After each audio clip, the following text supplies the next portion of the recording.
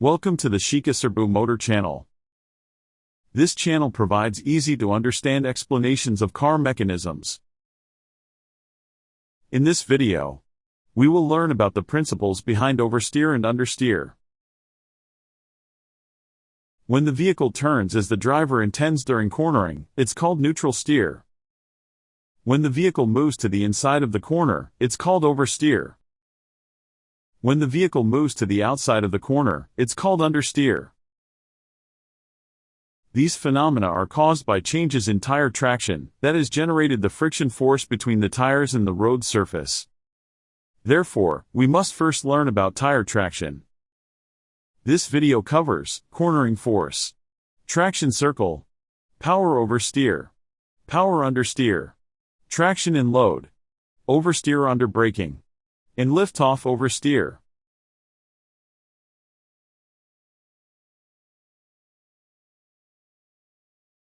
The vehicle is currently moving straight, and the vehicle travel direction is matched with the direction tire points. When the driver turns the steering wheel to the left, the front tires turn to the left. This causes a discrepancy between the direction front tire points and the front tire travel direction. This discrepancy is referred to as the slip angle. When a slip angle occurs, the tire contact patch is deformed, generating lateral force. This force is referred to as cornering force. The cornering force moves the front tires to the left, causing the front of the vehicle to turn left. This behavior is referred to as turn-in. When the vehicle travel direction is changed, a discrepancy arises between the direction rear tire points and the rear tire travel direction. This generates cornering force on the rear tires as well, causing the overall vehicle to turn. When the cornering force generated on the four tires balances with the centrifugal force, the vehicle continues to turn at a constant turning radius.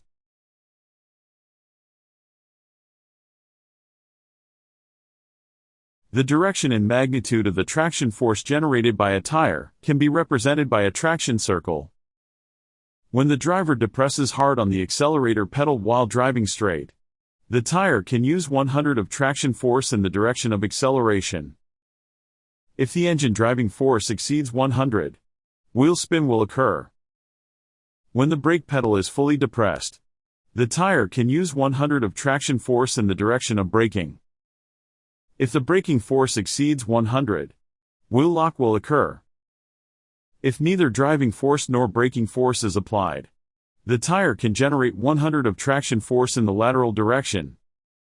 If the centrifugal force exceeds 100, oversteer or understeer will occur.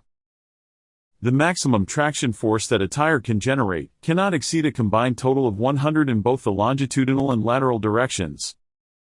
If 60 of traction force are used in the direction of acceleration, only 40 can be used for cornering force. If 80 of traction force are used for cornering force, only 20 can be used for braking force.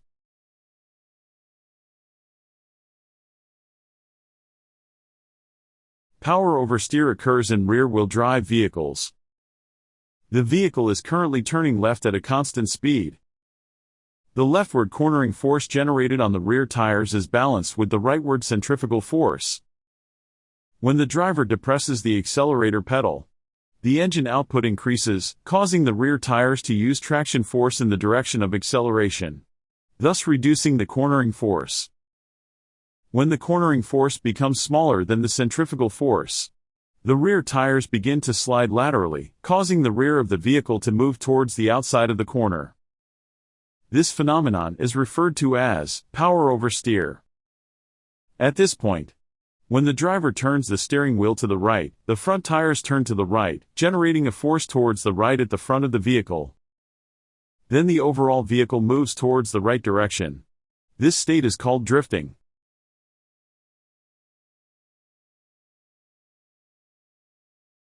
Power understeer occurs in front-wheel drive vehicles.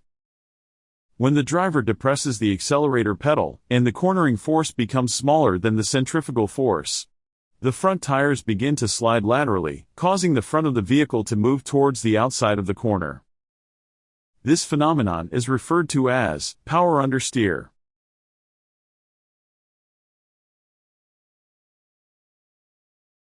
If you have an eraser nearby, try lightly pressing it against the desk and moving it around.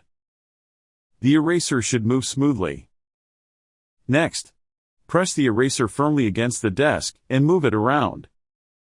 Much greater force will be required compared to when it's lightly pressed. Tires' traction force have similar characteristics to erasers.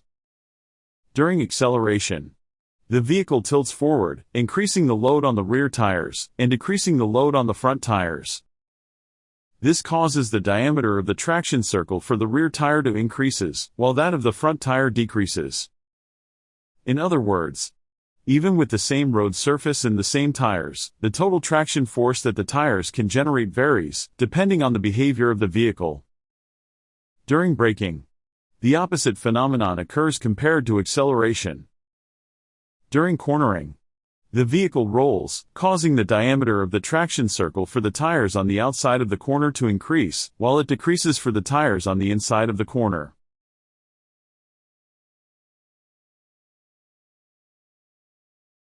Before corner entry, the vehicle is still in a straight line state. At this point, applying strong brakes increases the diameter of the traction circle for the front tires, while decreasing it for the rear tires. If most of the traction force of the rear tires is being used for braking, it can only generate a little lateral force. As a result, when the turning begins, the rear tires cannot overcome the centrifugal force, causing the rear of the vehicle to move towards the outside of the corner. This phenomenon is referred to as oversteer under braking.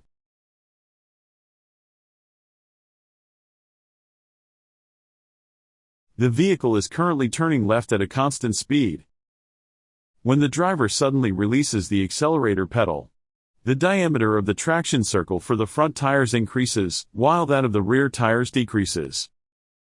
At this point, if the traction force that the rear tires can generate becomes smaller than the centrifugal force, the rear tires will slide laterally, causing the rear of the vehicle to move towards the outside of the corner. This phenomenon is referred to as lift-off oversteer.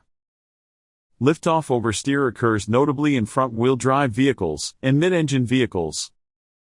In front-wheel drive vehicles, the rear load and centrifugal force are smaller, but because the traction force of the rear tire significantly decreases when the accelerator pedal is released, they are prone to lift-off oversteer. In mid-engine vehicles, the rear load is heavier, so the decrease in rear tire traction due to releasing the accelerator pedal is smaller, but the centrifugal force is large, causing lift-off oversteer to occur. In addition to the factors we have learned so far, oversteer and understeer can also occur due to factors such as vehicle speed, road surface, and tire conditions, making it extremely difficult to fully control them. But, rest assured, many modern passenger cars are equipped with ESC, electronic stability control, which cancels unintended oversteer and understeer, providing peace of mind. If you want to learn more about ESC, please watch the video, How a Vehicle Dynamic Control Works. The link is in the description. However, do not rely too much on the system. Please maintain a moderate speed and priority safe driving. Thank you for watching. If you enjoyed this video, please consider subscribing to our channel. We'll see you in the next video.